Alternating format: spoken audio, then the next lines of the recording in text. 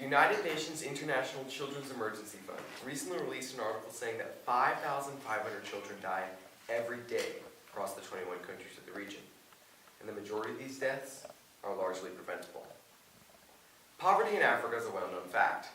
Every year, hundreds of millions of dollars are poured into Africa, yet Africa gets poorer and poorer. More people die every day. That's why today it is my goal to persuade you that we should do nothing. That's right, nothing. We should end our foreign aid to Africa.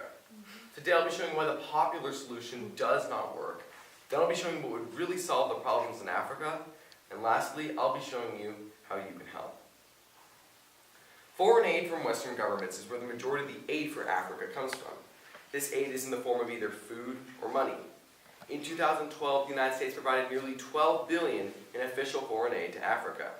Now you're probably all thinking, if so much aid is poured into Africa, how come Africa is still so poor?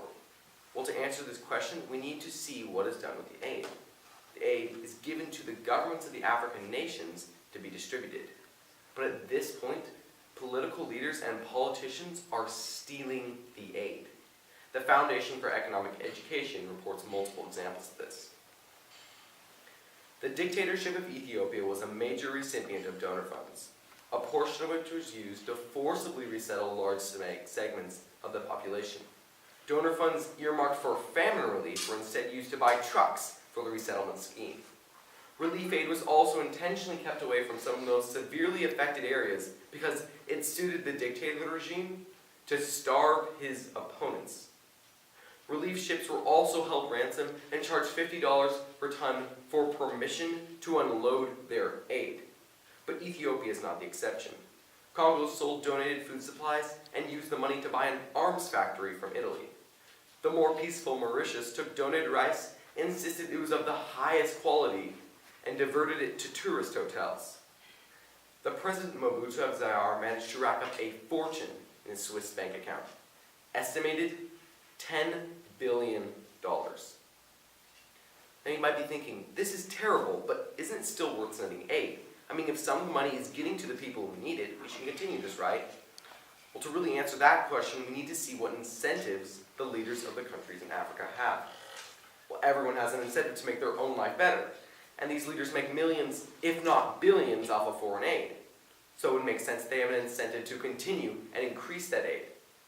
What allows them to do this? The poorer their country is, the more aid they get. So the leaders of the countries in Africa have an incentive to keep their people poor. It's no wonder Africa is poorer now than when the aid began. We can look at many political leaders who are poor but are now suddenly rich. The aid allows these corrupt leaders to stay in power. A study by the World Bank says that aid is the problem because higher aid levels erode the quality of governance. So when we petition our politicians to give more foreign aid to Africa, we are not helping the people there. We are continuing their misery. Since foreign aid is not the solution to Africa's problems, what would help? We need to find the conditions necessary to create wealth. Well, poverty is a very complex and much debated topic, but in Africa it boils down to the fact they can't make money or they simply can't make enough. And there are two reasons for this. Number one, no private property rights. Number two, government regulations make it almost impossible to start a business. If we look across the nations of the world, we see that countries with strong economies tend to have strong private property rights. We also see that countries with weak economies tend to have weak private property rights. According to the International Property Rights Index for 2016, the majority of the African nations are well below even the average level for property rights. So what does this mean? It means in Africa you can't own land. This makes it almost impossible to start a business. Also, to legally get a business license in Africa, you will need licenses from over 20 ministries. You will have to bribe people. And this process isn't a guarantee because the government can still come take your land and shut you down for any reason. So for Africa to actually climb out of poverty, there needs to be a reform in government regulations concerning private property rights and businesses. 60 years ago, Hong Kong was poorer than the countries in Africa, but now it is rich and prosperous. What happened? They must have received a lot of foreign aid, right? No. Hong Kong was a colony of England, and when England left, they were on their own. Their rules boiled down to don't hurt each other and don't take each other's stuff. These were the perfect conditions. Hong Kong doesn't have vast resources like the United States. They're one city, yet their success is comparable to the United States considering its size. Hong Kong has private property rights, simple government regulations, and through hard work, we're able to climb out of poverty. This shows there is a solution to Africa's problems and gives them a great model. Now, earlier in my speech, I said that we should do nothing. Let me clarify. What I mean is that we, through our government, should do nothing, but we as individuals should.